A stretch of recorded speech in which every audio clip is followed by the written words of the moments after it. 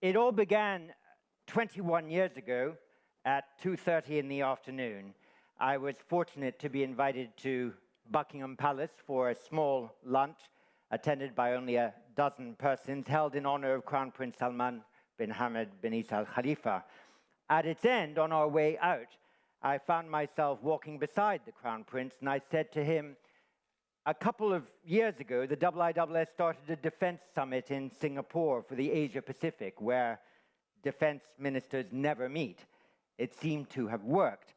I would like to see if we could do something similar in the Gulf that brought the national security establishments of the region together. What do you think? And then, quick as a flash, came his encouraging answer, interesting idea, do speak to our foreign minister about it. I wanted straight away to come here, but I thought that I might first get some wise advice. I invited the ambassador of the Kingdom of Saudi Arabia to lunch at Arundel House in London. His Royal Highness Prince Turki bin Faisal Al Saud graciously accepted. As diplomats say, we exchanged views.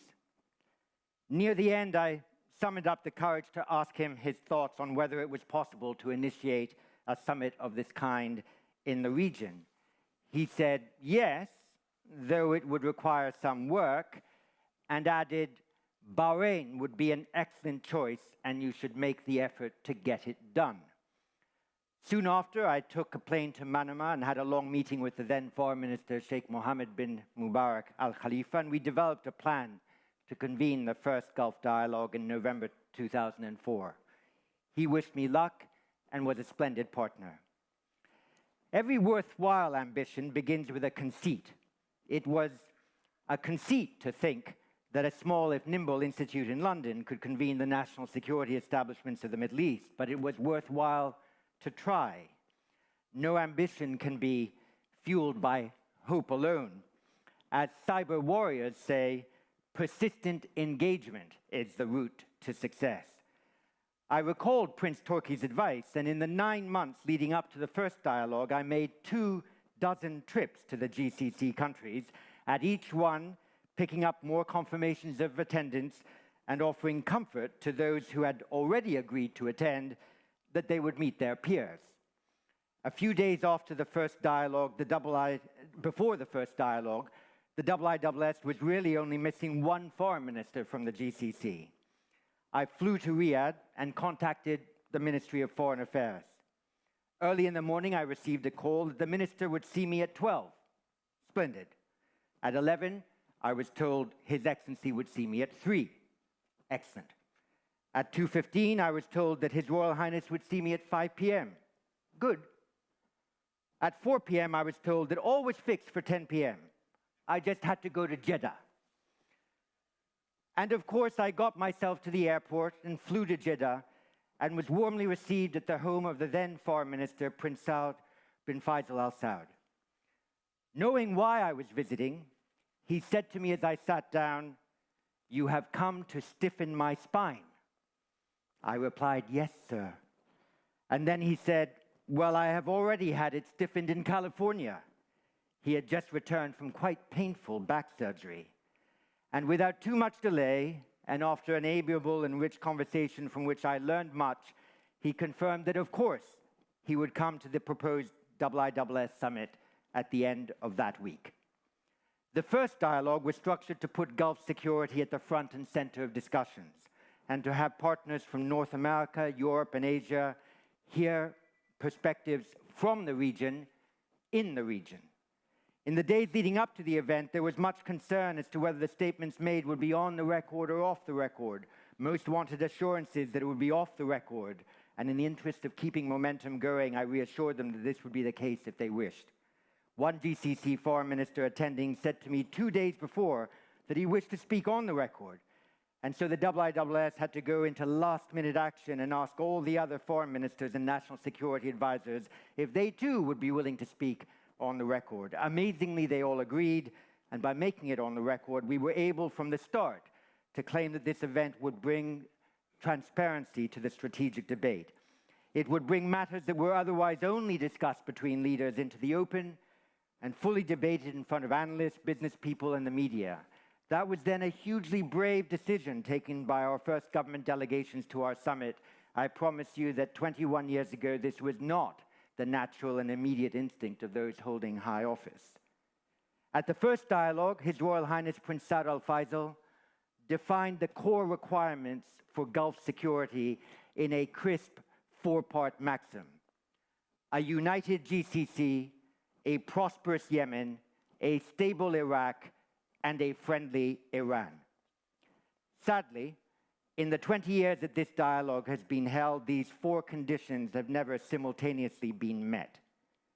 Meanwhile, so many other issues have necessarily become part of the agenda. At the start, the sectarian politics emanating from the Iraq War of 2003, the transnational challenges posed by the war in Afghanistan, the continuous threat of terrorism, the emerging threat of piracy, Iran's place in the regional security architecture, and the proliferation of malign non-state actors dominated our agenda. Later, the dire situation in Yemen, the new challenges of cyber, emerging technologies in defense, the shifting priorities of Western powers in the region, the hopes for improved defense cooperation within the Gulf, the increasing political and geo-economic engagement of Asian states in the region, maritime security, the interdependence, even codependence of Middle East, Asian, and Euro-Atlantic security took greater prominence. And inevitably, most recently, the combined and interrelated horrors of conflict in Israel, Gaza, the occupied West Bank, Lebanon, Syria, Iraq, Iran, and Yemen have returned to the center. The IISS Manama Dialogue, MD, has been used by ministers to launch ideas, express strategic empathy, and meet quietly in bilateral, minilateral, and multilateral formats. Regularly, news has been made at the Manama Dialogue.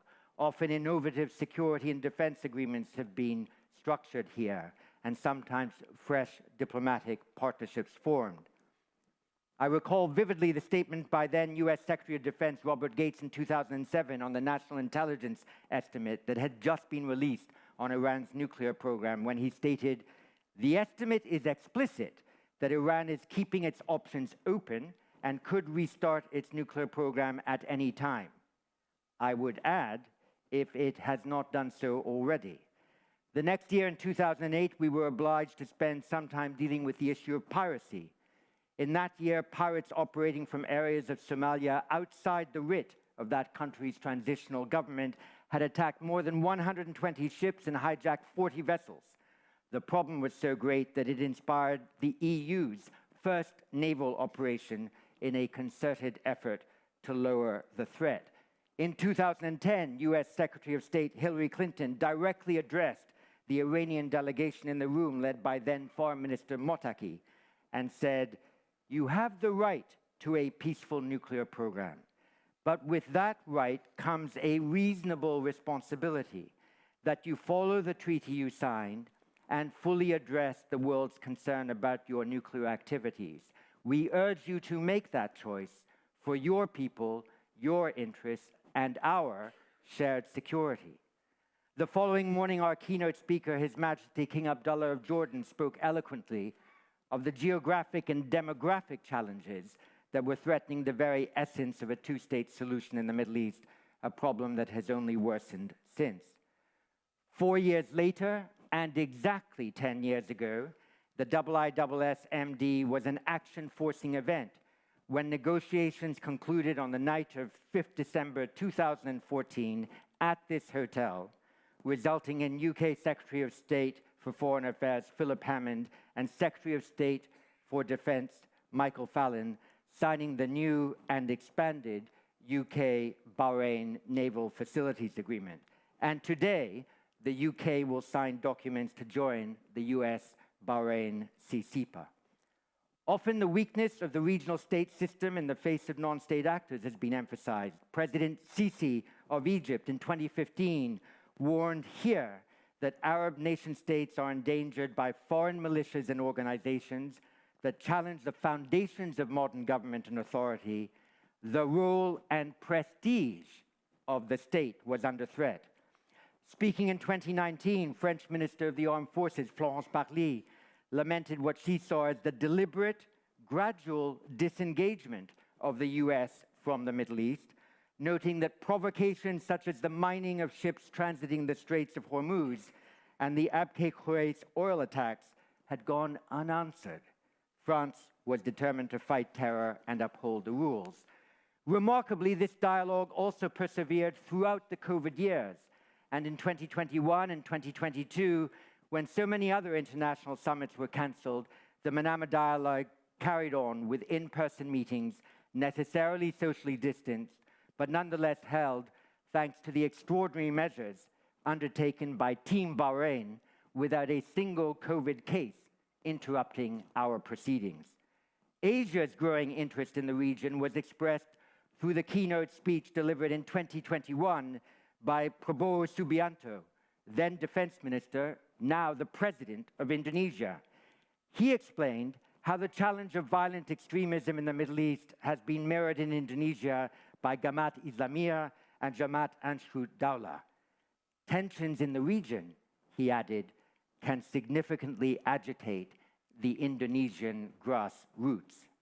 In 2022, President of the European Commission, Ursula von der Leyen, delivering her keynote address, noted the use of Iranian Shahab 136 UAVs by Russia against Ukraine and admitted several Gulf countries have been warning for years about the risk that Iran feeds rogue nations around the world with drones. It took us too long to understand a very simple fact, that while we work to prevent Iran from developing nuclear weapons, we must also focus on other forms of weapons proliferation, from drones to ballistic missiles. These last two interventions proved the current conventional wisdom that regional security problems regularly commute, one might even say migrate, and that while economic globalization may be fracturing, security challenges are globalized, and a problem anywhere affects us everywhere. That is why, while the Gulf and the wider Middle East are at the core of this dialogue, over the years we have had representation from all continents. And last year, we were honored by an inspired keynote from His Royal Highness the Crown Prince of Bahrain, who displayed to us that warm heart, cool strategic head, and crisp appreciation of the strategic context that makes him a leading voice on these questions. Throughout the dialogue's evolution, the ISS has put seminal data and research before our assembled delegates.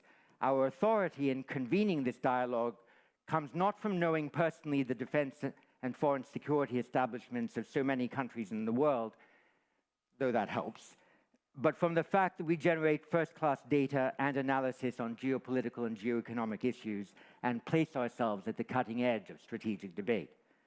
For example, we have published dossiers for the MD on missile defense in the Gulf, written by both IISS political scientists and IISS rocket scientists, on Iran's influence network, compiled by a variety of specialists fluent in Arabic and Farsi, and one on intelligence, surveillance, and reconnaissance, or ISR, in the Gulf, written by our Defense Analysis Program experts. This year, we are delighted to launch here a true magnum opus, Turbulence in the Eastern Mediterranean, the most comprehensive analysis of the geopolitical, security, and energy dynamics of a highly contested region whose security and prosperity is closely linked to that of the Gulf and the Greater Middle East. We are proud also that since 2019, we have run a Young Leaders program at the MD, and that we now can boast over 100 alumni over it, half of whom are women. We must do all we can to support the successive generation of strategists, especially in a region where the vast majority of the population is now under the age of 30. The Manama dialogue is essential. It is now part of the informal security architecture. How do we think about the future? There are many topics that should always be addressed here, but the overall aim must be to develop a regional security architecture that works in and for the region. That is its purpose. This is made more urgent by the fact that we do not live anymore within a rules-based order. We suffer from a rules-broken international society. international law has not been defended effectively by the Western powers that most cite it. And while the phrase double standards has regained currency, a careful review of several examples would demonstrate that breaches of international law or humanitarian principles have also been ignored by those who level this charge. Influence operations typical of strategic life in this region have become widespread and are a preferred operating tool of states and non-state actors that do not feel bound by the niceties of international law. They are not deterred by regular public exposure of their actions. Naming and shaming can give pause to those who already operate within an ethical framework. Those who are comfortable acting outside the international order, by definition, do not feel constrained by its conventions. The champions of a liberal international order in the West might usefully embrace the thought that good statecraft, democratically rooted, creates sound law. Outdated law, left untouched, imprisons statecraft in a bygone age. Legitimate and ethical actions to deal with emerging threats need to be conducted within a strong international legal context, but that legal environment cannot be allowed to ossify so much that it renders ultra vires strategically sound responses that must be part of the repertoire of responsible states. Within this region, most recognize that transnational actors are operating entirely outside the scope of modern international law. They ignore the state system, and the state system passes them by. They have sought to colonize the spaces between the law, and the state system has not responded with a symmetrical effort to render illegal their malign international activity. States need to shape the international legal environment while they still can, or else the strategic script will be written by those who should be outlaws. International law has not remotely kept up with the strategic times. We still comport ourselves by treaties and conventions drafted just after the Second World War. It is fanciful, perhaps, to hope that international legal diplomacy can be set in motion soon to arrive at a new global legal infrastructure. However, regional international legal orders and norms can be more forcefully crafted and embedded. In Asia, efforts have been made to develop between China and ASEAN a code of conduct in the South China Sea. Should not the states of this region work to form a code of conduct for the Red Sea and Straits of Hormuz?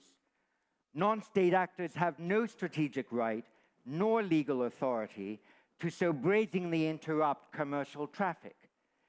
There have been coordinated military efforts to contain its effects, but perhaps it's time for a more robust normative structure that can bolster coalitions of the willing to confront these threats. Codes of conduct on maritime security could ultimately lead to stronger ones on non-state actors, transnational criminal networks, on the use of AI in military operations, on responsible cyber activity, and on a host of other emerging capabilities that, unchecked, could adversely affect the prosperity and security of this region. A task of those gathered at the Manama Dialogue will be to craft a regional order that can be shaped by those within the region and supported and respected by those outside. This will require strategic extroversion. In business, entrepreneurship requires risk-taking, and the same is true of diplomacy. There will be first-mover advantages to be gained by leaders who set out early the principles by which the region could stabilize and even become an exporter of security. The MD is a place for such diplomatic innovation. As the Manama Dialogue in the future addresses these issues, the IISS hopes that all relevant regional states are able simultaneously to participate. One year, perhaps, the international situation will be such that we can have represented here at the same time Iran, Israel, and the State of Palestine. In the meantime, allow me